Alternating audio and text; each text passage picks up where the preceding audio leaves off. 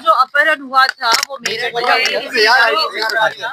और जैसा कि आप सभी जानते हैं 0 FIR हमने रजिस्टर की थी, जिसकी कॉपी इस वक्त मेरे हाथ में है। ये जो 0 FIR हुई थी वो मुंबई में हुई थी। मुंबई पुलिस ने हमारा पूरा सहकार्य किया और उसके बाद ये जो पूरा मामला है यहाँ मेरठ लालकोटी पहुंचा और यहाँ के SHO साहब से हमारी लगातार बात हुई। SSP सर ने हमारी पूरी मदद की और आगे की कार्रवाई कहाँ तक पहुंची है इसी जानकारी इसी संदर्भ में मैं यहाँ पहुंची हूँ। कुछ ऑडियो जो वायरल हुआ है उसके बारे में हम आपको जानकारी देंगे। ये एक एडिटेड ऑडियो है और ये व्हाट्सएप पे उनके साथ कॉल की गई, उनको डराया भी गया। उसमें से जो बाकी हिस्सा है वो निकाल दिया गया। आप लोगों तक कुछ ही चीजें। अपहरण किस तरीके से हुआ और कितने पैसे आपसे लिए गए?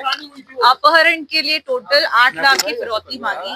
फिरौती उन तक पहुंची, उनकी डिमांड 20 लाख रुपए की थी। और क्योंकि एक आदमी जब अपहरण जिसका हो जाए तो उसका तो वैसे ही दिमाग काम नहीं करेगा, पर उन्होंने कोशिश की कि कुछ मित्रों को फोन लगा करके, व्हाट्सएप का कॉल चालू था, उनका फोन बंद कर दिया गया था और व्हाट्सएप को वाईफाई के जरिए कैसे चलाया जाता है ये मुझे किसी को बताने की जरूरत नहीं है। उनका फोन चालू करके उनसे उनके मुंह से बुलवाया जा रहा था। मेरे साथ मेरे मित्र हैं आरिफ भाटी जी, ये सुनील जी के खास मित्र हैं। सुनील जी ने इनको फोन किया, इनको फोन करके व्हाट्सएप कॉल से बताया कि मैं किसी परेशानी में हूँ, मुझे कम से कम 5 लाख रुपए आप ट्रांसफर करवा दीजिए, मैं आपको एक QR कोड भेजूंगा। तो इन्होंने कहा QR कोड पर तो सर इतना पैसा नहीं जाएगा। तब उन्होंने कुछ अकाउंट्स डिटेल भिजवाए, जो उनके साथ में लोग थे वही उनका फोन ऑपरेट कर रहे थे। उन्होंने आकाश गंगा ज्वेलर्स का एक चेक जो है लीफलेट भेजा जिस पर पैसे ट्रांसफर हुए। तो यहाँ से सारी घटना शुरू हुई। पहले कुछ पैसे आए, फिर थोड़ी देर बाद कुछ पैसे आए, फिर थोड़ी देर बाद कुछ पैसे आए। तो वो बार बार इसी हड़बड़ी में थे कि जल्द से जल्द भेजिए और इस तरह से आरिफ जी के अकाउंट से 4 लाख रुपए गए, किसी और के अकाउंट से, किसी और के अकाउंट से, इस तरह 4 लोगों की मिला जुला करके 8 लाख रुपए की फिरौती उन तक। तो मुश्ताक जी ने कुछ बताया था, उनसे लगातार बात हो रही थी, जो मुश्ताक के खाते कलाकार उनसे लगातार बात हो रही थी, उन्होंने अपने घर में मुझे कोई जानकारी नहीं है। सुनील पाल जी के साथ ही घटना हुई है तो मैं उस पर बात करूं। सुनील पाल जी को कहाँ से किडनैप किया गया था? दिल्ली से वो निकले थे, दिल्ली एयरपोर्ट से उनको एक ड्राइवर ने पिकअप किया था। उसके बाद उन्होंने कहा था हरिद्वार शो के लिए जाना है, कार्यक्रम के लिए जाना है। रेडिसन ब्लू जो होटल है उसी में आपका स्टे भी है और उसी में आपका प्रोग्राम भी होगा।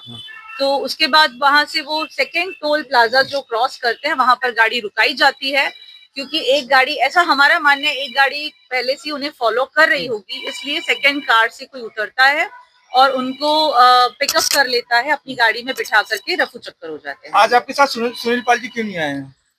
अब तक अपहरणकर्ताओं ने उनको बंदी बना रखा था, राइट है? क्योंकि मेरठ हुआ था, मेरठ पुलिस को सूचना क्यों नहीं दी? आप में से अगर किसी का अपहरण हो जाएगा तो पहले आप घर की तरफ जाएंगे या पुलिस? अच्छा, उन लोगों के लिए क्या कहना चाहेंगे जो ये बता रहे हैं कि ये मामला संदिग्ध है? अब पुलिस अपनी कार्रवाई में आगे बताएगी। पुलिस से आपकी बातचीत हुई है? क्या पूरी बातचीत हुई है? बहुत अच्छी तरह से पुलिस का सहकार्य मुझे मिला हुआ है। मेरठ से SSP साहब खुद इसको फॉलो कर रहे हैं। पूरा जो इसका मसला है उनके हाथों में है और वो जल्द से जल्द इसे सॉल्व करेंगे। ये पूरी मिस्ट्री आप लोगों। अच्छा, किन लोगों ने यहाँ पर इनवाइट करा था प्रोग्राम को कहकर? अब वो जिन लोगों ने इनवाइट किया था उनका नंबर हमने दे दिया है और उनकी शिनाख्त तो पुलिस करेगी, क्योंकि CCTV में उनके चेहरे तो कैद हुए होंगे जब उन्होंने दिल्ली से पिकअप किया। कितने लोग थे? कितने लोग थे? सर, इससे ज्यादा मैं बहुत नहीं बता पाऊंगी आपको, क्योंकि मैं उनकी पत्नी हूँ। जितना मुझे पता है मैं वही बता पाऊंगी, बाकी मामला धीरे धीरे आप लोगों के सामने आएगा। वो थोड़ा डिप्रेशन में भी है क्या? नहीं, इस वारदात की बात तो हम पार्टी नहीं कर सकते सर। नहीं, वो आए क्यों नहीं? उनको आना चाहिए, क्योंकि मैंने कहा ना, अब तक उनको अपहरणकर्ताओं ने बंदी बना रखा था और अब वो मेरे बंदी बन चुके हैं। मैंने घर में बंदी बना रखा है। ठीक है, थैंक यू मैम।